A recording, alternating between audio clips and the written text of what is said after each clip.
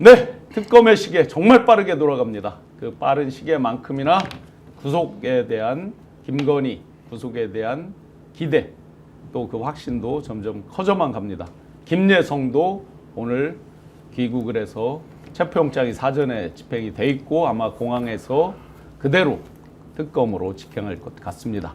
빠르게 돌아가는 국내 뉴스 오후를 뜨겁게 달굴 전기현 대표님 나오셨습니다. 안녕하십니까. 네, 정계현 대표님 나오셨고 김한 기자님. 네, 안녕하세요. 네, 저랑 오랜만에 또 오랜만에 방송을 뵙네요. 합니다. 네. 네. 우선 한미 동맹, 안보 동맹, 관세 협상 여러 가지 관련해서 대통령실에서 좀 전에 긴급 브리핑을 했습니다. 25일 날 정상회담을 한다. 개요는 어떤 게 있습니까? 자, 이제 국빈 방문이 아니고 실무 방문이다라고 하는 걸 이제 어떻게 읽어야 하는지. 네.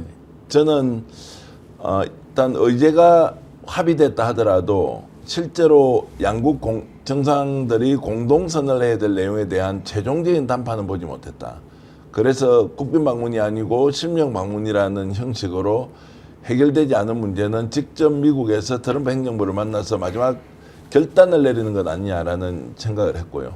뭐 국빈 방문, 실무 방문 뭐 여러 가지 이제 형식이 있지만 국빈 방문으로 기대하는 것이 일반적이지 않습니까? 그러나 이제 그렇게 되지 않은 상황이 있을 텐데 뭐 굉장히 뜨거운 승부가 예상된다. 25일 날 이제 미국에서 일단 열리게 되면 그 전까지도 아마 많은 이제 절충과 합의 같은 것이 이루어지는데 두 가지 점에서 저는 주목합니다. 일단 날짜를 25일로 발표했다는 것은 네.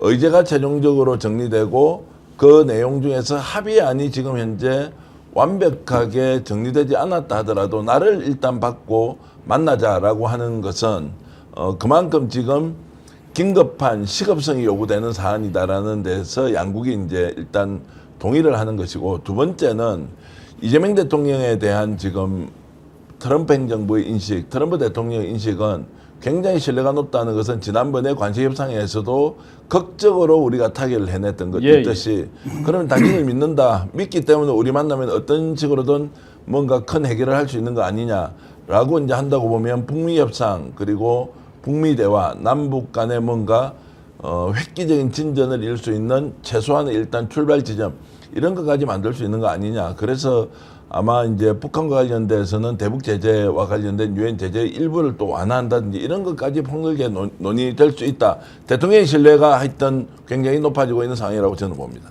네, 대통령실에서 미래형 전략 동맹 관계 이런 식으로 이제 이 만남에 대한 개념 규정을 하면서 발표를 하고 있거든요.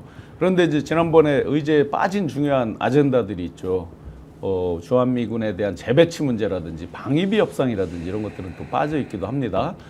지난번에 통상 관세 협상이 있고 나서 북한과 확성기를 해제한다든지 여러 가지 이제 해빙 모드가 일부 이렇게 액션들이 또 있고 그에 대해서 북한에서 미국하고 직접 만날 수 있다 이런 메시지들도 있었습니다. 전반적으로 이번에 관세 협상 외에 또 논의될 건 어떤 것들이 있는지. 그리고 안보 문제 관련된 얘기가 있고 주한미군 측에서 지금 얘기하고 있는 거 트럼프야. 지난번 대통령 때부터 계속 이제 이걸 금액으로 바라보는 인물 아닙니까? 네. 근데 이제 어쨌든 인원수보다 역량이다라는 얘기가 지금 나오고 있는 건 감축을 미국이 시사하고 있는 거거든요. 그러니까 예를 들어 돈을 안 올려주면 우리가 인원을 줄일게라는 태도로 나올 수 있고, 그 트럼프 입장에서도 지난번 때와는 다른 게 지금 뭐 러시아 우크라이나 문제라든지 중동 문제라든지 예를 들면 한반도가 지난번 재임 때만큼 뜨겁지는 않거든요. 네. 지금 상황이. 그렇기 때문에 이 부분에서 굉장히 좀 뭐라 그럴까요? 비즈니스하게 접근할 수도 있다. 그럼 여기서 우리가 어떤 이게 또 이게 미국하고 협상할 때의 정부의 자세와 이게 또 국내 정치의 문제로 가져왔을 때 이게 또 굉장히 온도차가 있는 문제거든요. 네. 그렇기 때문에 이제 그거를 이제 이재명 정부가 시험대 올라 있는 것 같고, 다만 이제 지금 이제 보수언론이나 이런 데서는 국빈이 아니라 이게 실무 방문이면 급이 이게 왜 의전 단계의 급으로 놓고 보면 낮은 게 아니냐라는 얘기 공격을 이제 할 것 같은데, 그건 아까 전 대표님도 얘기하셨지만 지금 트럼프가 굉장히 바쁜 때입니다. 푸틴도 만나야 되고 푸틴을 만난 다음에 다시 유럽 지도자들 만나서 자기가 직접 설명하고, 제가 그 기자 되고 나서 한 번도 없었던 영토 막교환을 지금 본인이 거래를 하겠다라는 얘기를 하고 있는 때인데, 이때 어쨌든 날짜를 잡는 게 중요했다. 25일에 만난다라는 이제 전제 속에서 그렇게 봐야 될 것 같고, 이 안보 문제에 있어서는 예를 들어서 트럼프가 주한미군을 직접적으로 만약에 문제를 갖고 나오면 이걸 이제 방위비와 연동을 하고 또 우리 쪽에서 그러면 트럼프는 어쨌든 딜을 하는 사람 아닙니까? 네네. 그렇기 때문에 우리가 그러면 어떤 의제를 던져서 이거를 트럼프는 그리고 탑다운 방식으로 본인이 그냥 결정을 해버리지 않습니까? 네네. 별다른 실무 논의를 거치지 네네. 않더라도 그러니까 그런 어떤 그 과정을 잘 우리가 좀 활용할 필요가 있겠다. 그 준비 이미 이제 하노이 노딜이 났을 때 우리 경험이 있지 않습니까? 그렇기 때문에 좀 준비를 잘 했으면 좋겠습니다. 브룩스 사령관이 이제 이 인터뷰를 하면서 사실 마지막에 토를 하나 달더라고요. 대한민국의 국민적 합의. 그쵸. 이런 단서를 달더라고요. 그러니까 아무리 재배치를 하고 방위비 협상을 해도 또 일방적으로 자기들 맘대로는 못한다. 누군도 알고 있죠. 이게 주한미군 배치나 철수나 감축 문제가 국내 정치에서 굉장히 파급력이 큰 이슈라는 걸 미국도 알고 있기 때문에 사실 그 부분을 정부가 하고 싶어도 못하는 부분도 있고 네. 할 수 없는 부분도 있다는 걸 미국도 알기 때문에 그 부분을 지렛대로 잘 활용했으면 좋겠습니다. 네, 워싱턴 포스트에서는 이게 이제 9일날 보도된 내용을 보면 지금 현재 한국이 GDP 대비 2.6%의 지금 이제 방위비 부담을 하고 있는데 이거를 이제 방위비 부담을 정액을 하라 3.8%까지 정액하라라고 이제 일단 언론을 통해서 흘리고 있는데 여기에 대해서 타협을 이번에 예를 들어서 협상을 결국 마무리 지을 것이냐라는 문제에 대해서는 우리 국민 정서상 받아들이는 수준이 아니고서는 타결이 될 가능성이 저는 매우 낮다고 본다. 네. 그래서 지금 왜 국빈 방문이 아니고 실무냐. 조금 전에 말씀하셨듯이 일정이 너무 많기 때문에 국빈을 실무로 하느냐 아니냐라는 부분보다 저는 오히려 지금 양쪽에서 민감한 사안에 대해서는 일단 최종적인 합의를 유예하자 또는 네. 연기하자 이제 이런 쪽으로 정리정돈이 되고 합의할 건 합의하고 아닌 거는 뒤로 미루자라고 하면서 뭔가 이제 그 지금 방문의 일종의 격을 이렇게 좀 한 거 아니냐 이런 아니 생각이 듭니다. 실제 지난번에 우리 이제 기본적인 합의 메모랜덤입니다. 네. 그 레벨이 그게 있고 나서 일본에서 난리가 났잖아요. 자기네는 메모랜덤 형태도 아니고 예. 15%로 일괄인 줄 알았더니 또 품목별 또 다른 예. 쪽에서 전제 조건이 다르고 뭐 그래서 난리가 났는데 혹시 그런 거 관련해서 그걸 또 갖다 들이대면서 추가적으로 뭐 우리랑 협상을 재조정하자 이럴 또 가능성은 없을까요? 혹시라도?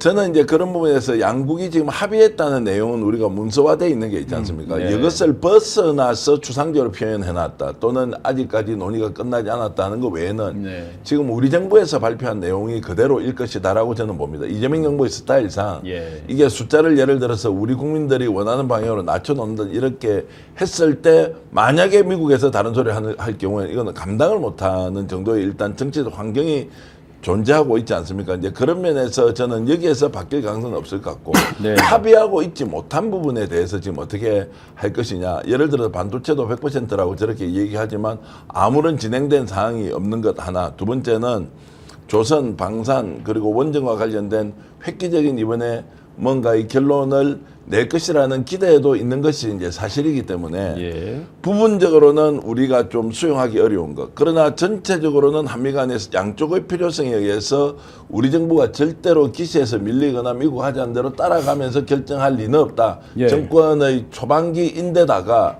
지금 미국과 관련된 협상에서 무조건 미국 원하는 대로 간다는 것은 국내에서 또 국민들이 수용할 수 없기 때문에 이런 부분을 대통령이 잘 조절하고 있다라고 저는 생각하고 있습니다.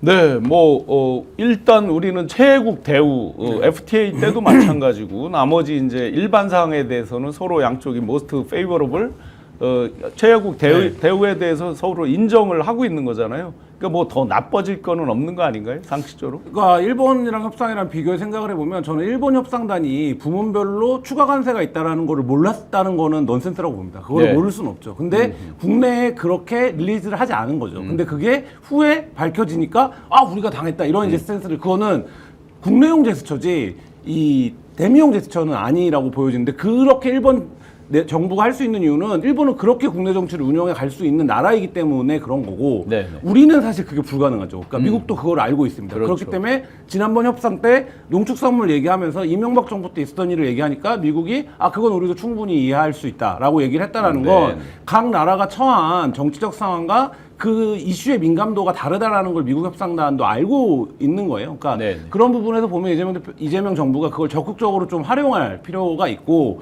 결국에는 돌아가면 트럼프는 두 가지 아닙니까? 저는 한국 관련해서 트럼프가 얘기하는 거는 뭐 내용을 다 읽어보는지 모르겠는데 트럼프가 두 개밖에 얘기를 안 해요. 늘 방위비와 투자. 네네. 그러면 결국엔 이 방위비 문제를 우리가 방어를 하기 위해선 예를 들면 그 조선 관련해서 우리가 더 큰 규모의 투자를 제안했다는 얘기도 우리 협상단에서 나오지 않았습니까? 예. 그러면 뭔가 적극적인 투자 제안 이런 거를 통해서 우리 쪽에서 민감한 이슈를 지켜내고 우리가 어쨌든 호혜적으로 접근해 볼 만한 것들은 미국 쪽에 그거를 적극적인 굉장히 큰 카드인 것처럼 제시하는 뭐 이런 전략을 쓰지 않을까 싶습니다. 저는 이번에 계속 우리 느낌에 왜 트럼프가 타고난 뭐 협상가다 장사꾼이다 별의별 평가가 다 있지만 일방적으로 마치 다른 나라들을 이렇게 잡아 끌듯이 하는 느낌만 있는데 제 생각에는 반드시 선물이 있을 거라고 생각하거든요. 네. 또 이재명 대통령께서도 타고난 협상가 중에 한 분이란 말이에요. 지금까지 이 해온 일들과 이런 갈등을 조정하는 이런 능력 같은 걸 보면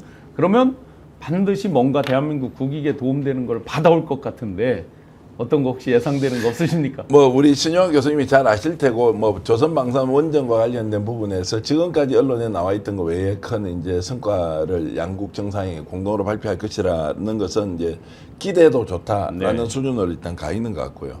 이번에 이제 실무 방문이라는 이름을 정했다. 국빈 방문이 아니다. 그러면 형식적으로는 차이가 환영 행사가 별도로 없다. 네. 환영 만찬이 없다. 네. 다만 실질적으로 필요한 양국의 의제에 대해서는 충분히 논의해서 결론을 낸다. 그러면 시간은 어쨌든 지금 사흘 정도인데 사흘 안에 정상회담을 지금 한 번 하는 걸로 잡혀 있습니다. 네. 그럼 이게 한 번이 될지 두 번이 될지 그거는 따져봐야 할 일이고 네. 두 번째 이제 주목해야 될 거는 실무 협상과 이제 실무 회담이라는 형식과 관련해서 두 번째는 이번에 기업인들이 동행할지 동행하지 않을지 아직 결정이 되지 않았다는 겁니다. 그러면 이제 이 말은 또 무엇이냐? 한국에 있는 대기업 총수들이 함께 간다, 함께 가지 않는다. 대한민국 정부에서 함께 갑시다라고 하면 다 따라갈 거 아니에요. 네. 아직까지 결정이 되지 않았다라고 하는 이 의미는 또 무엇이냐? 그래서 지금 오늘 대통령실에서 발표한 내용을 액면 그대로 받아들이는 것은 딱 하나밖에 없다. 정상회담이 24일부터 26일까지 미국 방문과 함께 25일 날 트럼프 이재명 대통령이 회담을 한다는 것은 확실한 사실인데 네. 다른 어떤 것도 지금 완벽하게 정해진 것이 없다. 자, 이런 정도로 우리가 좀 상황을 지켜볼 필요가 있습니다. 오늘이 12일이지 않습니까? 예, 2주 그러면은 이내. 2주 정도, 네, 네. 2주 충분한 가까이 남아 시간입니다, 있지 않습니까? 사실. 여기에서 이제 날짜 정해놓고 협상이 물밑에서 엄청나게 이루어질 것이다 네, 네. 라고 보는 것이고, 그래서 미국도 똑같은 거 아닙니까?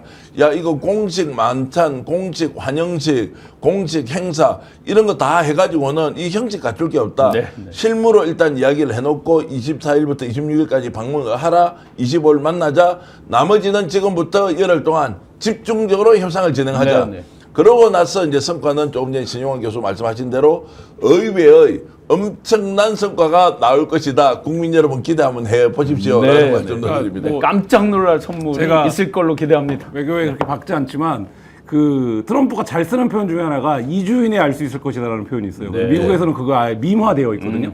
근데 이번에 이재명 대표가 한미 관세 협상 타결이 되고 나서 한국 대통령을 내가 2주 이내에 만나겠다라고 얘기를 했고 그 날짜가 이제 25일이 정해진 건데 근데 이제 뭐 기억하시겠지만 중동 문제에 개입할 때도 2주 이내에 달라진 네. 세계를 알 수 있을 것이다. 뭐 이런 표현을 쓰기도 하고 하여튼 2주 이내를 굉장히 좋아하는데 이게 이제 굵직한 결정을 할 때 쓰는 트럼프의 어떤 그 습관입니다. 네. 그래서 한국과의 정상회담을 얘기하면서 2주 이내에 내가 결정을 하겠다, 만날 수 있을 거다라고 얘기했던 거는 어쨌든 한미 간에 지금 이제 그 2주간 치열한 이제 말하자면 협상들이 진행이 될 거고 우리가 뭐 굉장히 좋은 성과를 기대해 볼 만한 상황이지 않나라는 생각도 해봅니다. 대기업 총수들 네.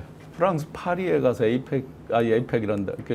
뭐였죠? 세계 박람회 저기 할 때 뭐 누구는 엘리베이터에서 뭐 이거를 토했네, 뭐 업혀갔네 이런 네. 진짜 뭐 뒷담화가 엄청나게 나왔는데 이제 그런 걱정 안 하고 다니셔도 되겠죠. 자, 한번 생각해 보시죠. 우리가 관세 협상이 타결된 게 7월 31일입니다. 그때 트럼프 대통령이 직접 나와서 2주 내에 한미 정상이 만난다고 했습니다. 네. 그러면 그때도 2주 내에 한미 정상이 만난다라고 하는 것을 미국 대통령이 발표했는데 실제 만나는 것은 25일 뒤에요. 네. 25시가 지나고 만나는 것인데 자, 이게 무슨 말이냐? 왜 그 당시 2주 내에 만날 것이라고 했냐? 결정된 게 아무것도 없는데 나는 일단 준비되어 있으니까 당신들 미국으로 오세요. 2주 뒤에 만납시다라고 일단 뭐 표현이 좀 그렇습니다. 그냥 있는 그대로 하겠다. 뻥카를 날린 거 아니에요. 뻥카를 날렸는데 이 뻥카를 날리고 나니까 날짜를 잡아야 되는데 25일까지 미뤄졌다고 볼 수도 있고 25일을 잡았네. 그나마 의제가 최종적으로 합의안까지 나와 있지 않지만 양국의 정상이 만나야 된다는 것만 존재하더라도 25일을 잡았다면 여러 가지 해석이 가능한데 이제 그런 면에서 보면 주도권을 누가 가지고 있느냐, 실제 미국이 갖고 있느냐, 한미 정상회담. 미국은 지금 다자무역 이 지금 각 개별 국가의 협상을 100개국 이상으로 지금 네. 해야 되지 않습니까? 네. 그런 상황에서 주도권 누가 가지고 있나? 일단 관세협상은 끝냈어. 나머지 지금 한미 간의 여러 가지 투자, 그리고 안보 동맹, 그리고 남북 문제, 북미 대화 이제 이런 것들을 보면 우리가 서두를 이유는 크게 없다. 네. 2주 뒤에 만나자고 했는데 왜 한 달 가까이 뒤에 만나느냐? 그런데 여전히 합의안은 다 나오지 않고 지금부터 열흘 동안 실무 협의를 계속할 것이냐라고 하면은 주도권 누가 가지고 있다? 당연히 이재명 대통령이 지금 가지고 협상을 진행한다라고 볼 수 있다. 네. 이렇게 평가하겠습니다. 네, 뭐 군사력 세계 6위, 교역량 세계 7위, 세계 13위 이내의 GRDP 국가로서 충분히 자신감과 자부심을 갖고 협상에 임해도 우리가 크게 손해나거나 불리할 게 없다라고 확신을 합니다. 좋은 성과 2주 이내에 잘 또 협상 준비해서 마련할 것으로 기대를 하고, 음향이 좀 작아요라고 김중성님께서 주셨으니까 우리 스태프진 여러분 음향 한번 체크해 주시고요. 신한용 교수님 멋지십니다 해주셔서 신한용 교수도 감사합니다. 신용한 예, 교수입니다. 많은 격려 주시는데요. 그 지금 시청자분들의 3분의 1도 좋아요를 누르지 않고 계세요. 그래서 지금 좋아요 꼭 눌러주시고 주변에도 많이 전파될 수 있게 함께 해주시면 좋을 것 같습니다. 운명의 날 김건희, 누가 댓글에 좀 전에 김건희를 석방하라 이렇게 써놨더라고요. 네, 김건희를 코바나에서 석방시켜 드리겠습니다. 김건희 아직 구속 안 됐잖아요. 석방하라 돼 있는데, 자 오늘 이제 아침에 실질 심사 들어갔죠? 네, 오늘은 오전에? 늦지 않았더라고요. 네, 역시 네.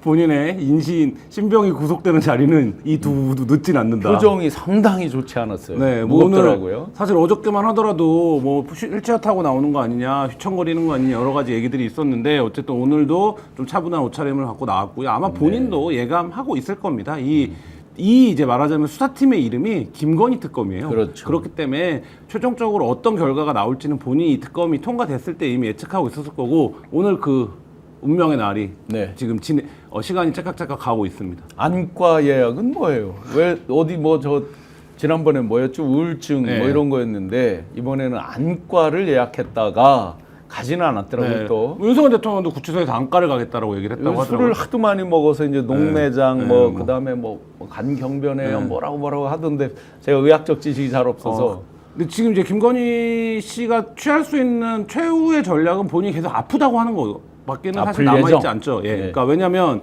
첫 번째 소환 조사에서 뭐 100쪽에 달하는 질문을 준비했다고 하지만 결국엔 특검 입장에서는 핵심적인 질문을 던지고 어떤 거짓말을 하는지를 확인하고 다음날 바로 영장 청구를 한 거 아닙니까? 일단 그 전략에서 김건희 씨와 김건희 변호인 측이 약간 좀 무너진 것 같고, 그다음 오늘 동시에 김예성이 귀국을 하는데 네네. 집사라고 오후에 불리는 4시경에 네, 네. 오늘 오전에 동아일보가 낸 단독 인터뷰를 보니까 본인은 집사라는 표현이 모욕적이다라고 얘기를 했거든요. 그러면 근데 이 얘기는 손절을 이제 심리적으로 충분히 할 수 있다라는 거를 드러낸, 집사가 아니면 장로님이라고 해야 되나 뭐라고 해야 본인은 되나 이제 2018년 농담이지만. 이후에 관계가 끊어졌고 투자 받았을 시점에는 자기는 아무것도 모른다. 예. 그리고 그다음에 이제 뭡니까 46억을 해서 엑시트를 한 거는 사실이지 않느냐라는 질문에 뭐 그 부분과 관련해서 33억 5천만 원을 그 IMS 모빌리티 대표한테 그냥 빌려줬다, 의리로. 네네. 이렇게 지금 설명을 하고 있거든요. 어허. 그러니까 이건 말이 안 되는 의리로 설명인데, 빌려줬다. 네. 근데 어쨌든 오늘 들어와서 입을 열기 시작하면 이 김예성 씨가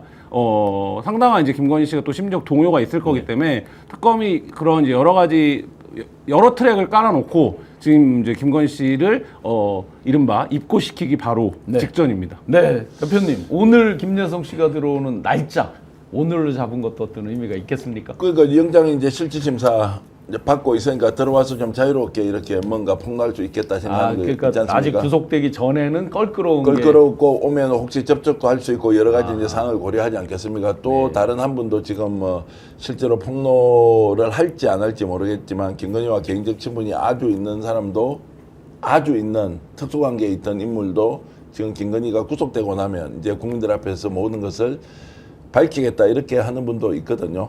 자, 그분은 이제 제가 접촉을 하고 있는데 어쨌든 네. 최종 결과는 좀 봐야 하는데 예, 예. 김건희가 오늘 들어가면서 아마도 이제 자포자기 상태, 이제 현실을 인식은 확실히 하고 있을 것 같다. 네. 표정에서 그게 드러났다, 뭐 안 드러났다, 이제 이런 걸 떠나서 막상 구속영장 실질심사를 받아로 들어가면 그 전에 자기가 돈을 엄청 썼을 거 아닙니까? 엄청나게 써서 네. 변호인들이 있을 때는 조사받을 때 이렇게 해라, 저렇게 해라, 저렇게 해라 하지만 김건희가 제일 잘 묻는 게 저 감방 갑니까? 뭐 라는 이런 과거에 질문을 했듯이 네. 이거 지금 이제 감방 가느냐 안 가느냐에 대한 질문을 수도 없이 했을 거 아닙니까? 그러면 돈을 처음 받았을 때 아 이거 지금 도주우리가 없기 때문에 그리고 저쪽의 일방적인 주장이기 때문에 부인하면은 실제 방어권 보장을 충분히 받을 수 있다고 조력했을 사람이 많지 않습니까? 네. 그런데 시간이 점점점 가면 갈수록 어떻게 됩니까? 영장실질심사 지금 분위기로 보면 일관되게 부인을 다 했어. 그래서 실질심사할 시간도 많이 필요 없어요. 증거인멸과 도주의뢰가 있느냐 없느냐 당사자 똑같이 할 때 다 부인할 것이니까 네. 인정하면은 중도해성 때문에 구속되고 예, 예. 부인하면은 증거인멸 우려 때문에 구속이 되는 상황을 충분히 조력을 받았다고 생각하면 이제 감방에 들어갈 수밖에 없다라고 네. 하는 것이고 두 번째는 감방 생활에 대한 두려움이 있겠냐 없겠냐. 김건희의 머릿속에는 감방이 그려집니까?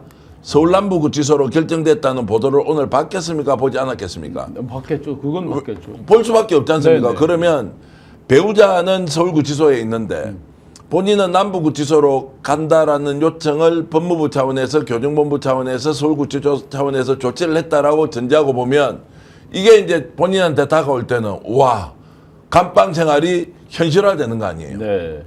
그렇죠. 몇 평짜리에 들어가는 거지? 그러면은 2평짜리다, 6제곱미터다. 그건 완전 특혜대우. 네. 2평도 안 돼. 독거방인데 1평이야.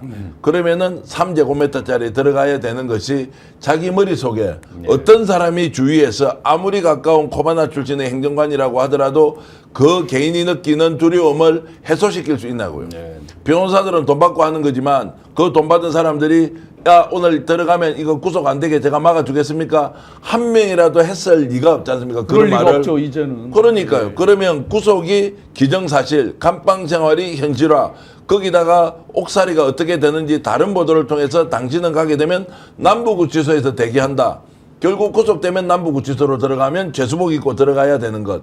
영원히 나오지 못할 수도 있다는 건데 네. 이것이 매우 현실적으로 구체적으로 다가올 거예요. 네. 당연히 그것이 얼굴에 지금 드러나 있다라고 저는 봅니다. 그러니까 합방시켜라 둘이 싸우게 선무당님께서 이렇게 써주셨는데요. 거슬러 올라가면 지금 한 거의 20년 이상 그 비호 속에서 본인의 범죄, 가족의 범죄를 방어해 왔던 것 아닙니까? 네. 본인은 말하자면 전면에 나서지 않아도 검사의 아내였고 뭐 좌천됐음에도 좌천됐다고 하는 시절이 있다고 하지만 그때도 어쨌든 고위직 검사의 부인이었고 네. 또 이제 검찰총장의 부인이었고 대통령의 부인까지 되면서 애초에 이제 시작됐던 뭐 대통령 영분이 되기 전에 있었던 범죄부터 해갖고 수도 없이 많은 범죄를 본인은 사실 뭐 별 손 안 대고 막아왔던 건데 이제 그 우산이 어쨌든 탄핵을 통해서 사라졌고 그 우산이 사라졌어도 말씀하신 것처럼 일정 정도의 금권이 있었기 때문에 변호사 조력을 통해서 이 상황을 방어해 왔는데 근데 본인이 완전히 무너지고 있다는 거는 최근 한 뭐 열흘 사이에 알았을 거예요. 딛고 있는 기반이 거의 없다는 거. 왜냐하면 윤석열 대통령 시절에도 그 영부인에 대한 인기는 별로 없었고 여권에서도 영부인에 대한 얘기는 뭐 아름아름 자기들끼리는 해왔던 거 아닙니까? 근데 이제 그것들이 완전히 사라지고 나서 결국에 이제 오늘에 이르는 건데 이 상황을 김건희 씨가 수용을 어떻게 하느냐에 따라서 결과가 굉장히 좀 달라질 것 같은데 네. 만약에 끝까지 수용을 하지 못한다라고 하면 주변이 더 어려워지지 않겠습니까? 그러면 주변에서 더 적극적인 진술이 나올 가능성들도 네. 있죠. 두 가지를 더 좀 생각해 보겠습니다. 제가 이제 김건희 쪽으로 돌아가서 김건희가 지금 현재 감방에 들어가야 된다는 두려움과 함께 남들이 가지고 있지 않은 두 가지가 더 있습니다. 첫 번째는 앞으로 받아야 될 조사, 수사가 너무 많이 남아 있어요. 네. 감방에서 계속 나와서 조사받아야 되죠. 자, 그 다음에 기소되어서 재판받아야 되죠. 네, 네. 자, 김건희 특검이 16개만 있는데 이게 끝납니까? 김건희 네. 특검은 지금 이번에 연말까지 끝나지가 않습니다. 네, 네. 지금 매일매일 나오는 뉴스만 봐도 무조건 늘어나게 돼 있다고. 예, 예. 별도 특검이 나올 수도 있어요. 이게 용서 못할 범죄가 너무 많이 있기 때문에 계속 이렇게 수사선상에서 김건희가 오르내리게 되는 네. 그게 이제 하나가 있죠. 밑도 끝도 없이 수사받아야 돼요. 왜냐하면 저지른 일이 너무 많으니까. 네. 이렇게 해서 본인에게 최종적으로 형량이 정해졌을 때 20년, 30년, 50년 무기 사형 내란 공무원으로 가버리면 무기 또는 사형까지 갈 수 있습니다. 내란 네, 공무원 네. 가능성은 높지 않습니까? 요게 하나가 있고요. 이것도 엄청난 두려움이겠죠. 두 번째는 재산을 지금 차명으로 얼마를 가지고 있겠습니까? 네. 김건희가 등록 재산은 70억인데 지금 한번 보십시오. 명품만 받았던 게 지금 한 5개 나왔는데 이게 6개밖에 없겠어요? 하면 50개, 60개, 50개, 60개입니까? 아니면 500개, 600개입니까? 이것도 지금 가늠을 못할 때. 네. 근데 이것은 빙산의 일각이에요. 이거는 진짜로 이야기하면 내하고 둘이 우리 김한 기자 밥 먹을 때 그냥 껌 하나씩 씹는 정도고 진짜 껌이 아니고 오늘의 접대 내용에서 밥이 뭐냐? 그리고 사이드 디시가 뭐였느냐? 아니면 거기에서 구체적으로 물건이 오갔던 그 검은이 무엇이냐라고 하는 것이 천문학적일 가능성이 높습니다. 네, 네. 그러면 김건희 지금 들어가서 본인이 그 재산을 어디에 넣어놨다는 걸 다 알 거 아니에요. 네. 알겠죠? 본인은 알겠죠. 제가 어떤 분한테 들었는데 변호사님한테 그 캄보디아나 동남아에 넣어놓은 돈은 이모 회장이 관리하고 있을 것이다라고 구체적으로 얘기를 하기도 해요. 그 사람은 전문적으로 그런 소위 말하는 국외로 빼돌린 돈을 관리해주는 사람이라고 네. 있는데 자 그러면 이 돈을 생각했을 때 본인이 이번에 감방에 들어가면 영원히 못 나온다고 했을 때 이 돈이 원래 없었으면 감방살이만 하면 되는데 이 돈이 차명으로 존재하고 있단 말이에요. 이것에 대한 고민이나 고통은 얼마나 크겠느냐. 네. 아니 뭐 고민과 고통이 크다는 걸 내가 긍정적으로 말 좀 드리는 게 아니고 네. 그런 것들이 보통 사람이 갖고 있지 않는 네. 이런 김건희만의 특수한 환경이 지금 있는 거예요. 그래서 저는 변론 전략을 달리 갈 거라고 봅니다. 네, 어떻게 해요? 개인 비리 같은 경우에는 지금 도이치라든지 몇 가지 문제는 본인이 인정하지 않을 도리가 없어요. 왜냐하면 네. 증거들이 이미 특검이 심지어 확보된 게 뭐 많기 때문에. 저 김범수 씨한테 차명으로 차명이 3억 뭐 보냈다는 건 육성이 자기 있지. 육성이 막 있는 그러니까 거죠. 그래서 어쨌든 개인 비리 부분 관련된 것에 대해서는 어쨌든 피해갈 수 없는 거고, 근데 두 개가 남죠. 하나는 권력형 비리 문제가 있고 하나는 가족 비리 문제가 있습니다. 이게 네. 전 대표님이 얘기한 차명 재산도 가족 관련된 문제에 포함이 되겠죠. 권력형 비리는 처음 출석하던 날 한마디에서 다 드러난 거 아닙니까? 아무것도 아닌 네, 이거 다 윤석열이 한 거고 난 아. 모르는 이다로 갈 거예요. 아주 치밀하게 연구한 네. 그 워딩이죠, 네. 그게. 그럼에도 불구하고 일정 부분 책임을 져야 되는 부분이 있겠지만 이거는 지금 특검 안에서도 어떤 법리를 적용해야 되는 거야에 대한 고민이 있어요. 왜냐하면 신분이 정확하지가 않기 때문에. 네. 그렇기 때문에 권력형 비리는 윤석열한테 다 미루고 어떻게 부부지간에 저럴 수가 있어 싶을 정도로 다 윤석열이 네. 한 거다라고 미루고 개인 비리, 도이치 주가 조작이라든 이런 것들은 처벌이 된다고 하더라도 사실 뭐 그렇게 형량이 양형 범위가 높지는 않은 문제가 있기 때문에 그런 것들에 대해서는 일부 인정을 하고 들어가고 그 다음에 재산과 관련된 이 가족 비리 부분은 사실 특검 입장에서도 굉장히 고민스러울 겁니다. 지금 이명박 때 자원외교를 통해서 수조 원이 밖으로 나왔다라고 얘기를 했지만 단일원도 환수하지 못했어요. 그러니까 네. 예를 들면 이게 싱가포르를 통해서 어떻게 뭐 조세피 지역으로 가서 했다라는 얘기들을 수도 없이 했지만 아직 건드리지 않았습니다. 그러니까 김건희도 그러면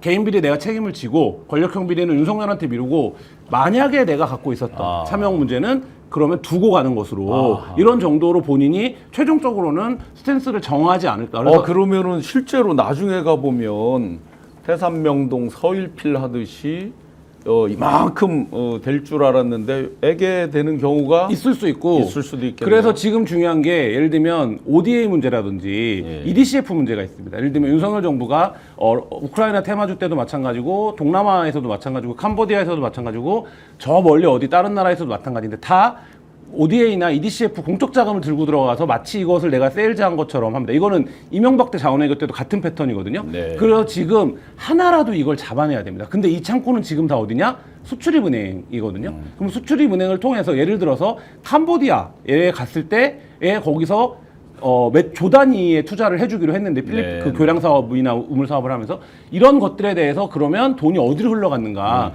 이런 것들에서 어쨌든 시작을 해서 이 자금들이 결국엔 어디로 모여 있고 하는 과정들을 확인해야 되는데 이게 김건희가 진술하지 않을 거고 김건희 오빠도 진술하지 않을 거기 때문에 네. 막연하게 접근하면 해외에 있는 자금을 추적하기가 굉장히 불가능합니다. 시간 문제가 있기 때문에. 그래서 좀 구체적인 것들을 통해서 이 자금이 결국엔 어디로 모여들었는지를 우선 확인해야 하는 작업이 필요하다. 아, 자, 말씀에 제가 좀 보태면 이제 그래서 이제 그렇게 확인되지 않는 자금을 추적하지 않아야 하느냐, 아니면 이것도 추적을 해내야 하느냐라는 부분은 어떻게 이제 할 것인지 첫 번째 사회적 합의가 필요하고 두 번째 그 사회적 합의가 이루어진다면 국회에서 이것을 특검을 통해서 하거든요. 아니면 뭐 특별재산 환수 제도 같은 거를 만들어서 어떤 식으로든 이걸 끌어내야 한다라고 하는 것을 이제 동시에 고려해야 한다고 저는 보고요.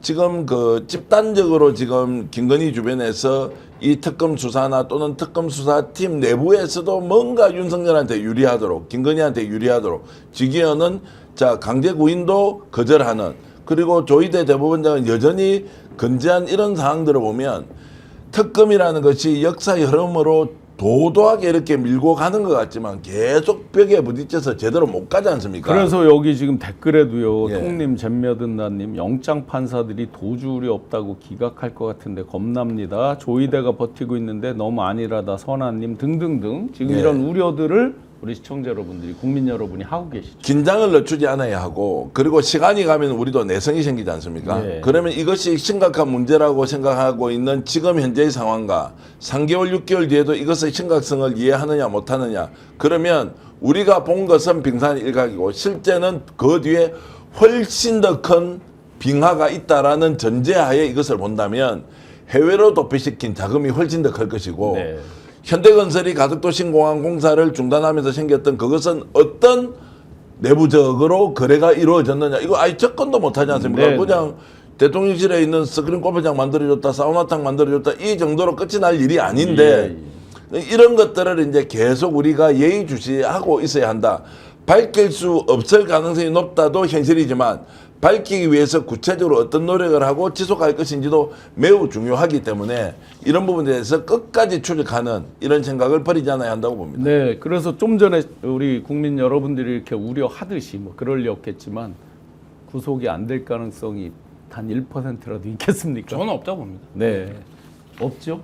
대표님? 없다고 봅니다. 없다고 보고 네. 뭐 그렇게 하시죠. 이걸 뭐 구속 그러니까 기각될 가능성이 있다 없다를 가지고 지금 논하는 것은 네. 마르나르의 저 번개 아닙니다. 뭐 비슷한 거. 기각이 되면 어떻게 됩니까? 그러면 이게 기각이 되면 가만히 놔둘 수가 그러면 있습니까? 특판을 설치해야 되겠죠. 특판으로 바로 가는 네. 안이 나올 거고요. 지금도 특판으로 가야 된다는 이야기가 너무너무 많은데 네. 그러나 이제 그것이 어쨌든 마지막까지 사법부를 기본적으로 신뢰하면서 우리 국가가 유지 운영되는 매우 중요한 이제 기관으로 존속시키자라는 것이 국민들이 냉정하게 말씀드리면 인내심을 가지고 그냥 이해해 주는 거 아닌가요? 네. 하는 지금 내용을 보면 특반으로 가서 정리해야 되는데 그러면 검찰 다 없애고 사법부도 완전 불진 상태에서 특별재판부를 설치한다는 것이 정말로 맞느냐 아니냐에 대해서는 인내심을 가지고 하여튼 보고 있다는 상황. 네, 이제 저도 특검 취재를 해보면 특검 취재의 기소나 구속은 일반 검찰이 하는 구속과 기소랑은 조금 다릅니다. 네. 뭐가 다르냐면 이 특검이라고 하는 것은 국회, 그러니까 입법부가 특별한 법을 만들어서 특정 목적의 처벌을 위해서 이 수사팀을 운영하는 거잖아요. 네. 이거를 판사도 알고 있어요. 그렇기 때문에 예를 들어서 네. 김건희 특검이 김건희를 구속영장 청구를 했습니다. 네. 그리고 직접적인 증거를 그래서 언론에도 많이 보도가 됐고 이미 국민들이 직접적인 증거들을 알고 있어요. 네. 근데 도주 우려가 없다라고 석방을 한다. 그러면 결과적으로 어떤 판단까지, 그러니까 어떤 이제 그 판단을 오버하게 되는 거냐면 국회가 입법부가 이 특검법을 제정한 취지를 부정하는 꼴이 됩니다. 네. 그렇기 때문에 판사들이 이 특검의 어떤 영장이라든지 기소에 있어서는 일반적으로 검찰이 하는 거에 비해서 훨씬 더 국민의 여론을 살피고 무겁게 생각을 합니다. 그렇기 때문에 저는 뭐 영장이 나오지 않을 가능성 없다 이렇게 봅니다. 네, 시청자 여러분 너무 불안해하지 않으셔도 될 것 같습니다. 영장이 진짜 발부되지 않는다면 뭐 밀란 수준의 특판에 대한 요구는 뭐 당연할 거고요.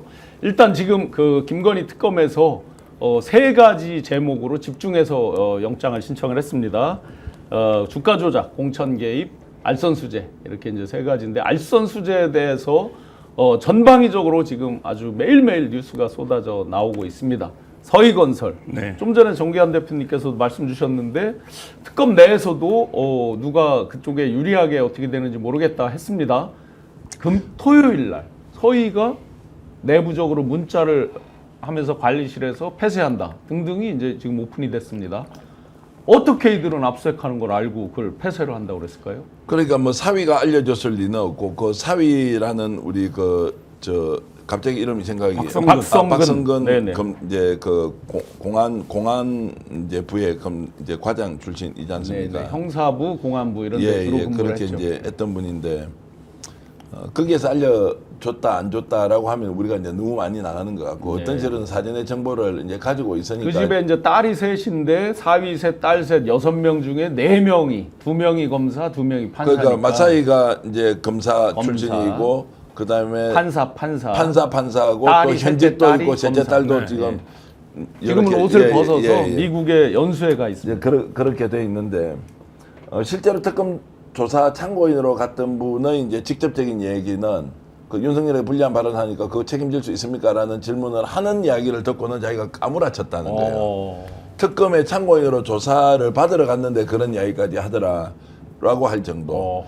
김현우가 지금 보이고 있는 서울구치소에서의 행태가 이게 상식선에서 이해가 되는 수준이냐라는 것. 직위원이 조금 전에 언급했듯이 강제 구인에 대해서 저런 결론을 내는 것이 이해가 되느냐. 네. 그럼 서희건설이 압수수색을 하는데 거기에서 압수수색 나올 거를 마치 예상이라도 한 것처럼 아예 폐쇄를 해버렸다. 이제 이런 것들은 이미 내통을 하고 있던 우리가 직접적이든 간접적인 증거라고 봐야 되지 않겠습니까? 네. 그러면 이 상황에서 지금 서희건설과 관련된 내용이 자 반클라프 목걸이 6천만 원이다 5천만 원이다 그 다음에 뭐 이제 예를 들어서 요 건은 지금 전체 사건에서 차지하는 비중이 얼마쯤 될 거냐? 아까 얘기해서 우리 껌 주고 받은 거 아니냐는 게 저희 주장이에요. 드러난 것이 그것인데 실제 거래는 뭐냐는 거예요. 그러면 그렇죠. 그걸 통해서 무엇을 얻었겠느냐가 또 중요한 거죠. 무엇을 얻었고 무엇을 줬느냐 이게 실제 범죄의 핵심인데. 그 집 사이는 많고 많은 자리 중에 왜 국무총리 비서실장을 갔느냐? 그러니까 그러면은 나도 어디 가서 6천만 원짜리 반클라프 목걸이 주면 내가 지정한 사람 가족 중에 국무총리 비서실장 시켜줍니까? 네. 아니 그 우리 질문해야 될 거 아니에요. 예. 여러 가지 쓰임새나 용도가 있었겠죠. 근데 그 지금 이제 그 사위가 보수 쪽만 친하냐? 진보 쪽에도 친한 인물이 엄청 많아요. 네. 요즘 제가 취재를 하면서 놀라는 것 중에 하나는 검사 출신들은요 보수 진보가 필요 없어요. 네. 그냥 검사는 검사 집단일 뿐이에요. 내가 죽이고 싶은 놈 죽이고 살리고 싶은 놈 살릴 수도 있다는 소위 말하는 국가가 부여한 독점적 권한을 가지고 있는 존재이지 이들에게 정권이 A다 B다라는 것은 중요하지 않아요. 지금 우리가 김건희 사건 수사와 관련해서 제대로 못 나간다는 것은 이들은 이재명 정부의 검사이기 때문에 더 잘해야 한다거나 이런 것이 아니라는 겁니다. 네. 그러면 결국 검사 DNA를 가지고 있는 집단은 이 사건 전반에 대해서 어느 정도 적극성을 가지고 정의와 진실을 밝힐 거냐 의지가 얼마냐 저는 별로 없다. 아니 거의 없을 수도 있다. 다만 특검으로 임명된 사람 특검으로 파견된 사람은 하겠지만 순간적으로 본능이 뭐가 나오느냐 검사 DNA가 그대로 나온다. 소위 말하는 사법 카르텔 안에서 움직이니까 윤석열 하나를 처리하는데 왜 처리를 못합니까? 법무부 장관과 그러면 특검이 서로 책임 공방을 해야 될 정도로 큰일입니까? 현장에서 이벤트가 생겼어요. 특별검사 쪽에서 현장 파견 검사가 문홍주 특검한테 연락했을 때 바로 조치해 라고 하는 소리를 왜 못하죠? 예. 버티고 있고 거기서 정말로 깽판 치고 있으니까 자, 이런 것들이 저는 은연중에 드러나는 사법 카르텔의 단면이다라는 생각이 들기 때문에 서희건설과 관련된 이 부분도 겉으로 나와 있는 이면 요까지는 수사하겠죠. 본질에 들어가서 이것이 어떤 거래가 이루어졌는지를 파헤쳐야 이것이 앞으로도 영원히 생기지 않는 정말로 예방책이 될 텐데 그것까지 할 수 있겠냐라는 의문이 드는 겁니다. 예, 체리 블러썸님께서 반클라프가 아니고 반클리프라고 하시는데 예, 저희가 반클라프. 이렇게 비싼 명품을 잘 몰라가지고 아니 바체론 콘스탄틴도 네, 진짜 발음이 저희끼리 바세린 그러고 저 바체론 농담하고 그러고 있습니다. 콘스탄틴 네. 그런 그런 시계 하나가 이런 시계가 뭐 있는 줄 처음 알았어요. 지금 8천만 원이라고 하던데 1억도 예. 넘는데요. 근데 이게 서희건설건이 이런 거예요. 그러니까 지금 정계한 대표님 한 얘기랑 거의 같은 맥락의 뒷면의 얘기인데 검사들이 이 사건을 봅니다. 그럼 김건희를 내 기소를 해야 돼요. 나에게 부여된 역할이 롤이 그거예요. 예. 기소를 하는데 야 근데 김건희가 무기를 받아야 되나? 20년을 살아야 되나? 10년을 살아야 되나? 일단 구속영장이라도 나와야 되나? 이 단계별 사고들을 해요 검사들은. 예. 그렇기 때문에 근데 이 서해건설의 목걸이는 어떤 겁니까? 말씀하신 대로 어떤 더 큰 뒷거래가 있었는지 모르지만 아 이거 구입한 날짜가 3월 9일이네. 그럼 이거 뭐야? 이거 당선 대선 축하 바로, 선물이네. 그렇죠. 당선 축하 선물이네. 근데 이거를 주고 나서 사이가 뜬금없이 국무총리실 비서실 국무총리 비서실장이 됐네. 그럼 이거 대가성이네. 근데 이 인맥 관계를 보니까 근데 대통령 취임식엔 여사가 초청했네. 그럼 네. 여사 인맥이네. 이렇게 되면 이건 영장 나오겠네. 이렇게 판단을 일단 했을 거예요. 그래서 이 건이 말씀하신 대로 김건희를 둘러싼 비리에서 엄청나게 큰 부분이냐 그렇지 않지만 일단 이 특검이 출발하고 영장을 받아와야 되는데 영장을 받기에는 제가 볼 때는 그림의 규격은 가장 완벽하게 맞는 건인 것 같아요. 네. 지금까지 드러난 건에 그래서 따르면. 전적으로 동의하면서 네. 그러면 실제 수사가 이루어질 때 반 클리퍼는 여기 그렇게 막 시청자분들이 막 구속영장을 댓글에 청구하는데 재밌게 구속영장이 써놨어요. 발부되는데 굉장히 중요한 요소다. 그 다음 수사를 할 그렇죠. 거냐 말 거냐. 어떤 거래가 있는지. 네. 저는 그게 더 중요하다는 것이고요. 네, 네. 그래서 이것은 국가기관이 어쨌든 시민들의 관심이 좀 떨어지더라도 언론이 지속적으로 관심을 가지고 해야 되는 거 아니냐. 제가 그 다음 어떤 거래가 있느냐에서 한번 예를 들어 볼까요? 물론 이게 윤석열 정권에서만 딱 됐다고 생각지는 않는데 서희건설이 보통 23위부터 30위권의 도급 순위를 가지고 있던 기업이에요. 1조 한 1, 2천억 이렇게 했었는데 윤석열 정권 딱 들어와서 도급 순위가 13위까지 올라오는 게 확인이 되고 있어요. 그러면서 매출액이 1조 4천억 이상으로 올라갑니다.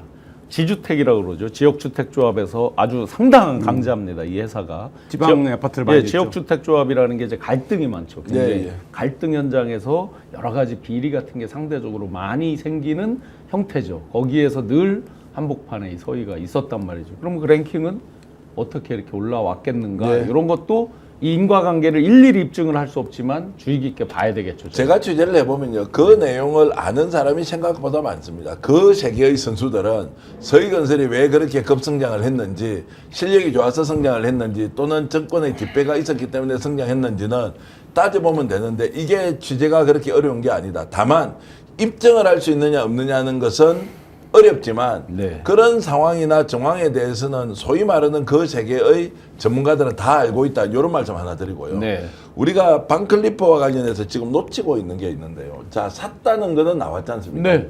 이거 누가 전달했습니까? 전달자. 자, 첫 번째 네. 누가 전달했느냐? 두 번째는 누구에게 전달했느냐? 네. 지금까지 나와 있는 거는 비서실장이 회사 돈으로 뭐 깡을 한 두 번 정도 해가지고 예, 예. 상봉권으로 구매를 했다라는 어머니 명의로. 그렇죠. 네. 구매를 했다는 것까지 나왔는데. 최비서 실장이라는 여자가 어머니 명의로. 자, 네. 그러면 그 다음에 이것을 누가 가져가서 전달했느냐가 네. 나와야 되는데 그 이야기가 지금 없습니다. 네. 그러면 이 지금 비서실장도 이것을 누구에게 전달해 준 나도 없지 않습니까? 지금 네, 나와 있는 자기가 구매했다는 것만 나와 있습니다. 구매하기 직전에 이제 사장한테 전화했다는 건 나와요. 진술이. 사장이 이제 이렇게 하는 게 최적이랍니다 하고 사장이 직원하고 이제 통화하면서 설명을 받고 비서실장한테 그럼 좋다. 그 가격에 구매해라 이렇게 이제 사인이 자, 있는 거죠. 맞습니다. 그래서 이제 회사 내에서는 사장도 뭐 CEO니까 월급 받는 사장이고 비서실장도 비서실장은 그 이제 실무적으로 업무를 진행하는 사람인데 이렇게 구입한 이 반클라프 목걸이가 누구에게 전달이 됐느냐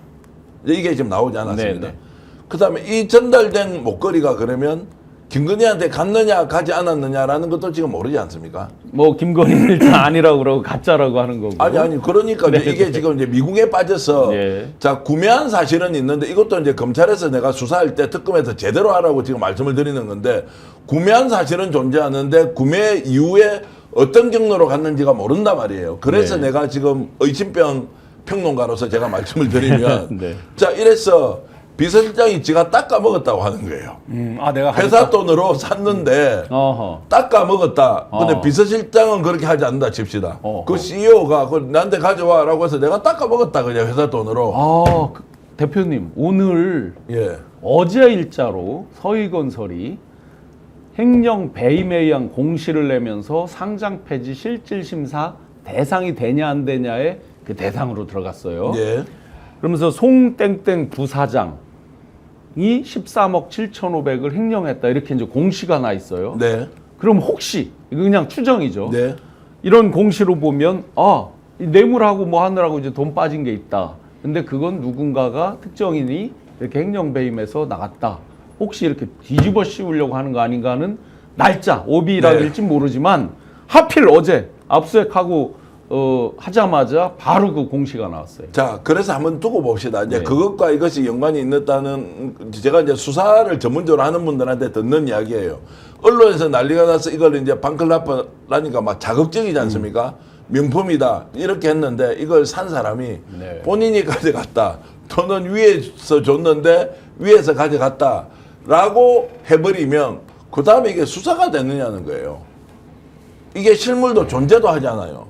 왜냐하면 산 사람은 전달까지만 자기가 했지 그 이후의 상황을 알 수가 없지 않습니까? 네. 이게 이제 수사 과정에서 굉장히 중요한 허점이 될 수 있다라는 말씀을 미리 드리는 거예요. 아. 존재하지 않아요. 방클라퍼는 자극적인데 실제로 이게 입증해서 처벌하기가 굉장히 어렵다. 구속까지는 문제가 없겠죠. 예. 자, 그러면 이미 꼬리 자르기가 시도됐을 가능성이 매우 높다. 그러면 검찰에서도 특검입니다.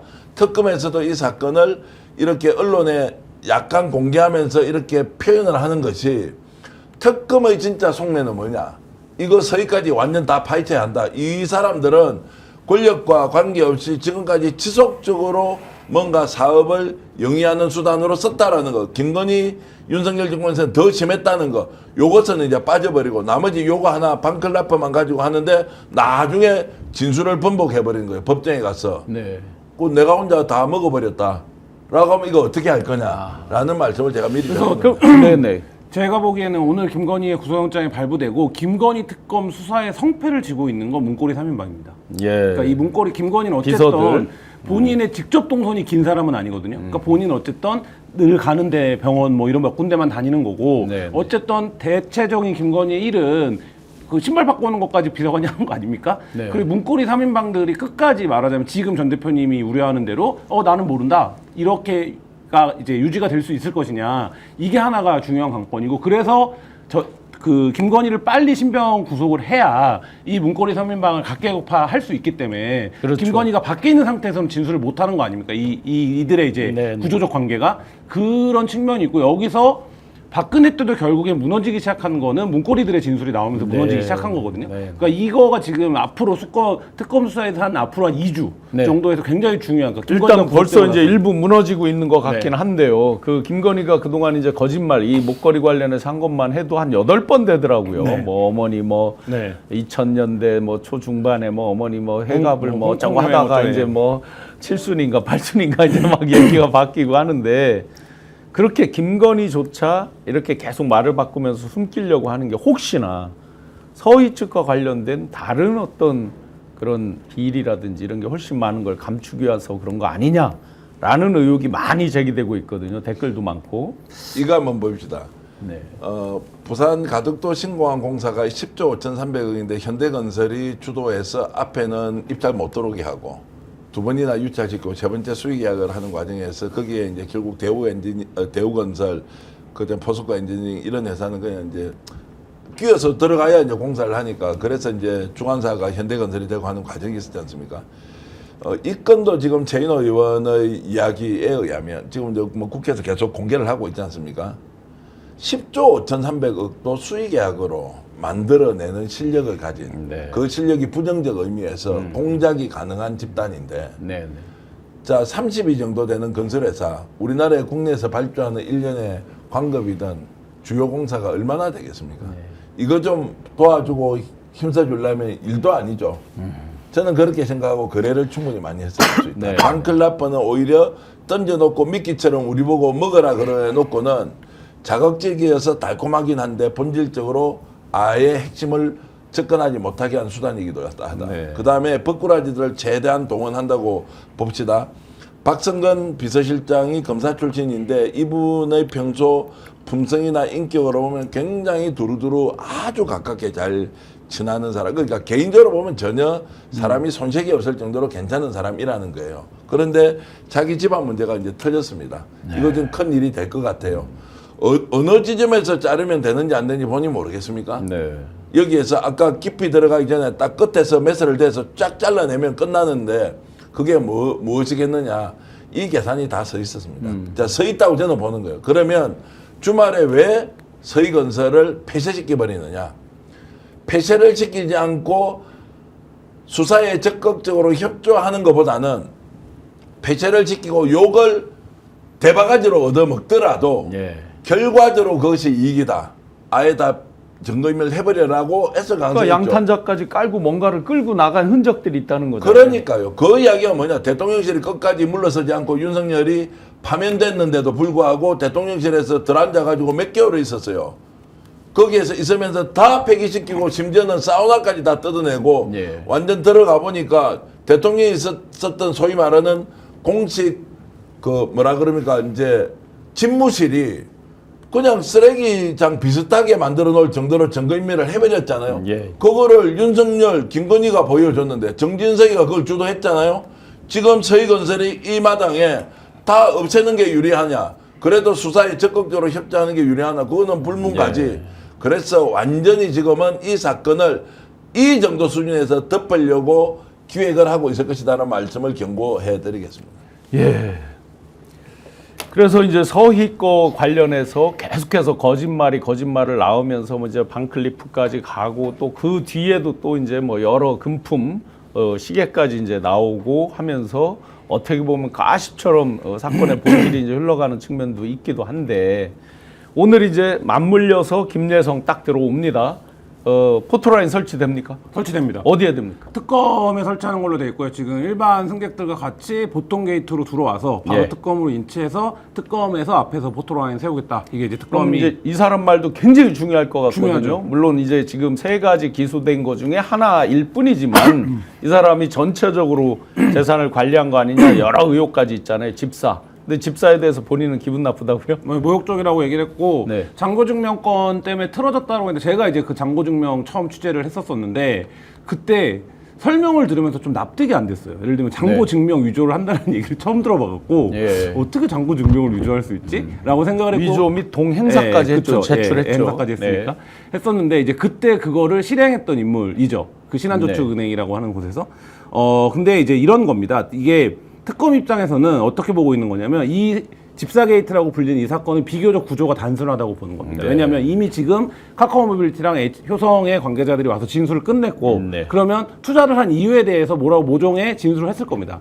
설명을 했을 거예요. 그리고 네. 김혜성 씨도 인터뷰에서 보면 그게 말하자면 그냥 이루어졌다라는 것까지는 인정을 해요. 그러니까 특별한 기술력이 있거나 IMS 네. 이 회사가 뭐 하는 회사입니까?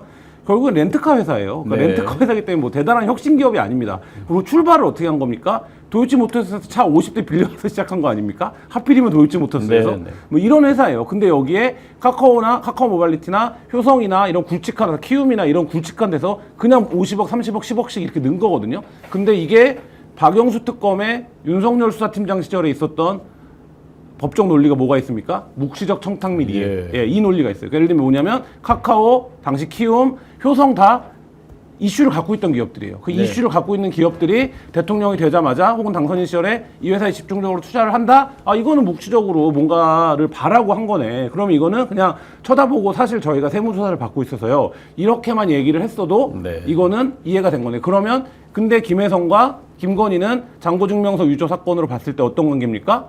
경제적 공동체 관계라고 네, 볼 수 네, 있죠. 네. 그 모친까지. 예. 뭐 이렇게 보면 이거는 딱 말하자면 떨어지는 특검 입장에서는 그 과정, 그러니까 프로토콜을 갖고 있고 여기서 김혜성 씨가 한 가지만 진술을 하면 되는 거죠. 네. 예를 들면 내가 그 회사에서 퇴사를 했지만 그 회사의 자문 자격이라든지 뭐 갖고 만났을 때 내가 김건희와 어떤 관계인 사람들이 아주 알고 투자금을 받아왔다라고만 얘기가 되면 이거는 뭐 끝나는 거고 만약에 근데 김혜성이 그 진술을 안 하면 예. 특검을 어떻게 할 거냐 46억에 대한 배임을 물을 겁니다. 아하. 그러면 김혜성 입장에서는 이미 뭐 그것까지 저는 그 부인이 조사를 받았기 때문에 네. 얘기가 됐을 거라고 보는데 46억의 횡령범이 될 것이냐 아니면 이거를 한 심부름을 한 거 과정은 이렇게 된 거를 적극적으로 진술을 해서 진술 참조를 받을 것이냐 네, 네. 뭐 이 과정에 대한 오늘 선택이 이루어질 서로 겁니다. 이제 밀어빵, 몰아빵, 네, 그렇죠. 남한테 이제 서로 밀고. 근데 우리가 주목하는 게 이제 지금 183억만 얘기를 하는데 그건 2023년도 일에 네. 비적 최근 일인데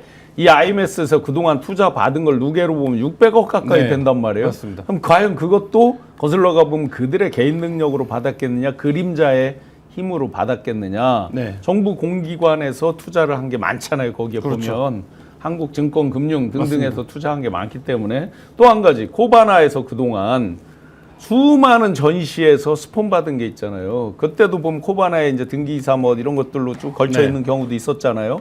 그런 거랑 맞물려서 보면 역시 그런 쪽에서의 역할들은 무엇이 있었나 등등등 하다 보면 집사 맞을 것도 같은데. 그래서 김건희 씨가 김예성이 들어오는 거가 심리적으로 굉장한 압박감을 느낄 겁니다. 왜냐하면 2010년대 초반부터 김예성 씨랑 같이 어쨌든 네, 서울대 EMBA 2기 같이 아마 다녔을 하면서 겁니다. 관계를 맺어왔고 뭐 어머니 잔고증명서 유조를 부탁할 정도였으니까 네. 뭐 먼저 제안했다는 말도 있고 뭐 이런 과정이니까. 그리고 오늘 여기 뭐라고 얘기했냐면 최은순 씨가 자기 사무실에 와서 서너 시간씩 늘 있었다라고 얘기를 해요. 그러니까 본인도 은연중에 굉장히 가까운 사이였다라는 거는 인정을 다 한 거예요. 그렇기 때문에 김건희 씨랑 김예성 씨는 서로 알겠죠. 뭐 둘 다 각각의 입장에서 거짓말을 하고 있지만 우리 둘이 무슨 일을 해왔는지를 알고 있을 거 아닙니까?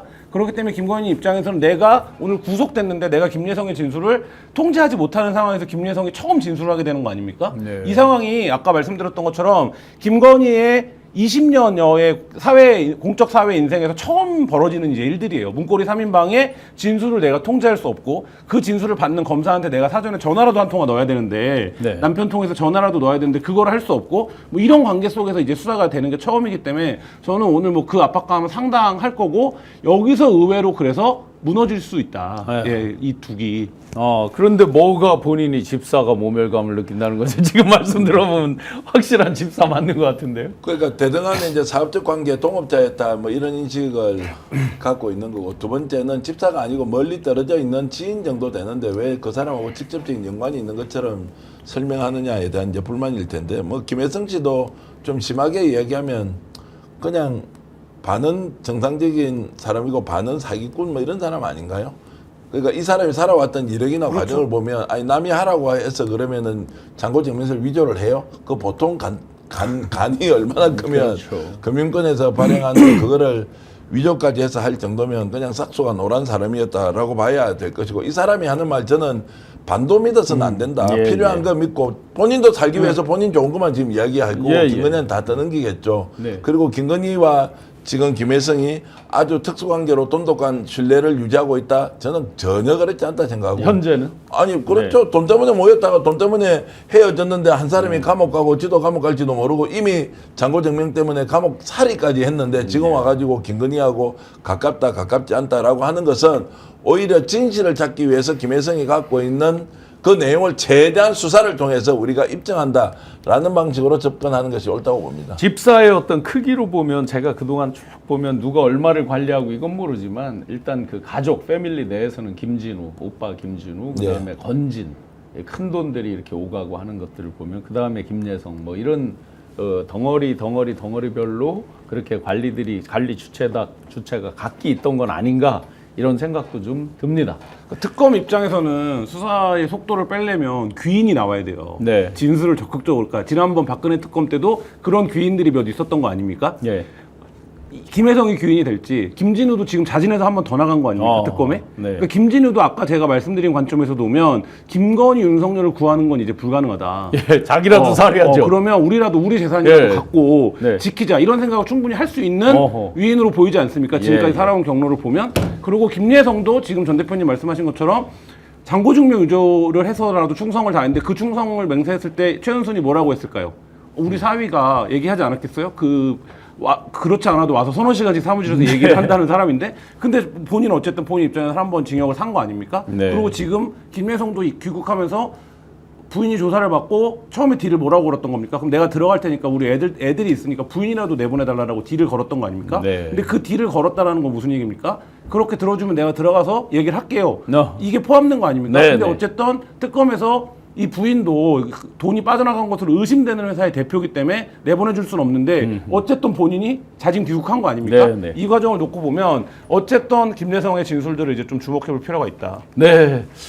이제 각자 도생의 그 서로 물고 물리는 전쟁이 시작된 것 같습니다. 각자 도생의 마지막 재밌는 게 하나 있어서 신혜식 공익제보자라고 신청을 하면서 국민들을 방패막이로 삼으려고 했다, 놀이터를 지켜라 했다 등등등 하면서 뭐 윤상현도 뭐 고소를 했나 뭐 이렇게 하면서 막 지금 각자 동생의 어떤 그 배신왕 뭐 이런 끝판왕을 보여주고 있는데 그건 어떻게 보셨습니까? 제가 그냥 우스개로 질문 하나 드릴게요. 신혜식 대표하고 스픽스에서 인터뷰 한번 하면 괜찮겠습니까? 그러면 반발이 굉장히 크겠습니까? 아니면 인터뷰를 한번 해볼까요? 아니 저는 이렇게 생각해요. 최소한 요 건에 관한 한 예. 국민들을 방패막이로 삼아서 그게 극우 국민이든 뭐든 간에 했다는 건 그건 엄청난 위험한 불법을 한 거잖아요. 그것만큼은 공익제보 받아주고 그거에 대해서 한번 진짜 깊이 있게 한번 파보자. 제가 오늘 오후에 연락을 한번 해보겠습니다. 그래서 인터뷰를 한번 제가 제안을 해보고요. 그쪽 입장에서는 세상에서 제일 나쁜 언론이라고 생각하는 MBC랑도 인터뷰 응하는 거 보면 응하면 할 것 같은데요. 네. 최근에 김소연 변호사하고도 인터뷰를 했는데 명태균 관련돼서 이런저런 이제 얘기들을 좀 나누고 했는데 하여튼 분별해서 인터뷰 한번 시도해 보겠습니다. 네. 그러니까 그 내용에 대해서 평가하는 것이 옳다 그러다 네, 네. 지금 맞다 맞지 않다 이제 이런 거보다는 이제 그런 네. 일이 벌어졌고 그것이 어떤 상황인지는 당사자 이야기를 듣고 충분하게 알려주는 것으로 우리가 네. 역할이지 거기에서 평가를 A다 B가 뭐 A가 그렇죠. 맞다 B가 맞다 이렇게 하기에는 좀 한계가 있지 않겠나 예, 생각이 드네요. 예. 제가 이제 남들이 덜 주목하는 것 같아서 캠프 때 이제 기억을 되살려 보니 이 건진이 주도하고 뭐 언론에 나와 있지만 오울섭 이런 분들이 이제 그 주도하고 했던 네트워크 본부라는 게 있단 말이죠. 거기에서 지금 이제 신혜식 대표랑 통화한 상대방이 성삼영이라고 하는 행정관이 나오잖아요. 네트워크 본부에서 일했던 사람들인데 그러면 이제 그때 건진이 이런 말을 하잖아요. 찰리로 알려져 있는 자기 처남 몫으로 누가 대통령실에 들어가 있다.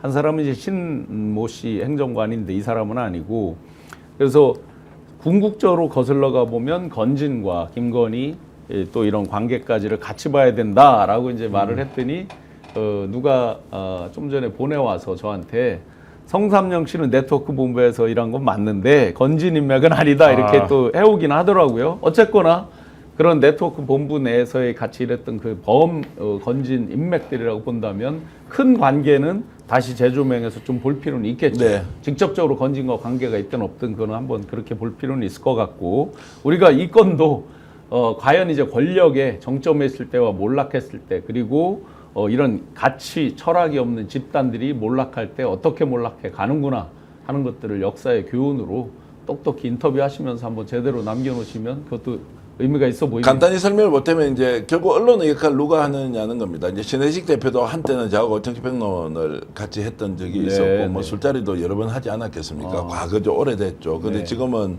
이제 완전히 다른 세계에서 뭐 유튜버를 하고 있는데 왜 MBC에 연락을 해서 이렇게 이제 본인의 뜻을 전달하느냐?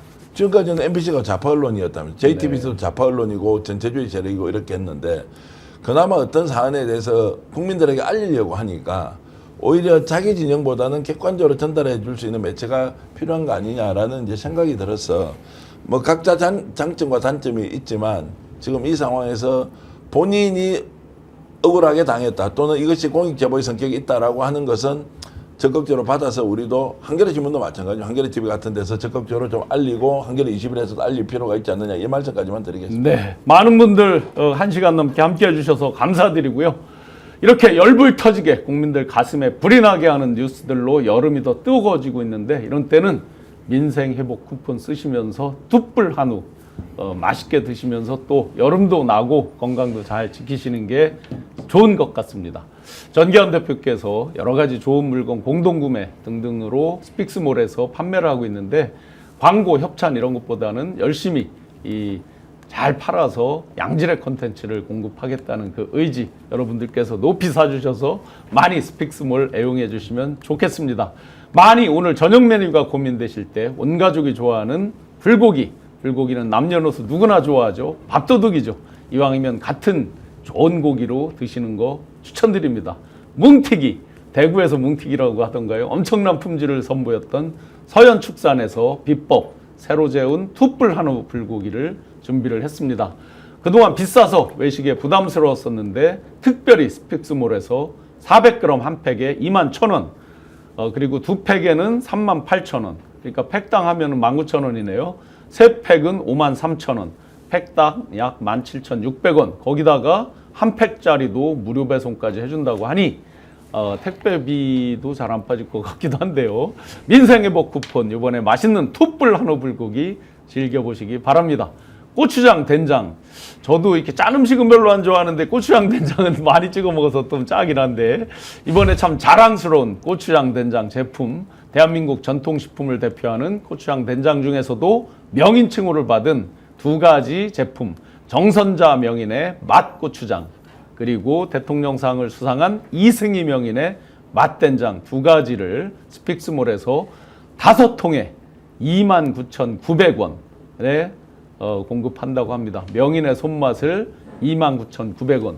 대표님, 네. 5통인데 통 예. 사이즈가 혹시 뭐 요만한 건 아니에요? 그 5통. 얼마나 사이즈입니까? 고추장 같은 경우에는 네네. 530g짜리가 2통이고요. 네네. 저 된장 같은 경우에 맛된장 530g. 그러면 요만한 거예요, 이렇게? 300g짜리가 3통이니까. 요 정도 크죠. 되는 거예요? 예, 그리고 맛고추장 같은 경우에는 250g짜리가 5통. 이렇게. 그러면 돼- 요게 250g 예, 250g 정도 예. 되나 보네요. 맞습니다. 네. 그래서 양도 뭐 충분하고요. 드신 분들이 되게 좋아해서 재주문하는 분도 많다. 특히 이제 맛된장 같은 경우는 아예 된장국 끓일 때 저거 그냥 넣어서 하면은 다른 게 아예 필요 없다 양념이 그럴 정도로 맛있게 잘 드신다라는 이야기를 소비자로부터 직접 많은 들었습니다. 분들이 정계현 대표님 쇼 호스트 하셔도 되겠다 하고 직접 그 판매하는 거 광고 보면서 많은 분들이 이렇게 재밌게 농담해 하여튼 주시거든요. 열심히 하고 있습니다. 열심히 해서 많이 도와주셔서 저희들 이렇게 또 스픽스 유지 운영하고 있으니까 늘 감사한 마음 갖고 있습니다. 네, 좋은 양질의 컨텐츠 여러분들이 스픽스몰 많이 애용해 주시는 거에 따라서 우리 김한 기자님의 출연료가 올라갈 수 있습니다. 양질의 컨텐츠를 공급하고자 하는 정계현 대표님의 의지 높이 평가해 주시길 바라면서 제가 오늘 김건희 구속영장 실질심사 김건희 구속하면 김건희 하면 구속하라로 마무리하겠습니다. 자, 손을 높이 드시고 예. 김건희를 구속하라! 구속하라!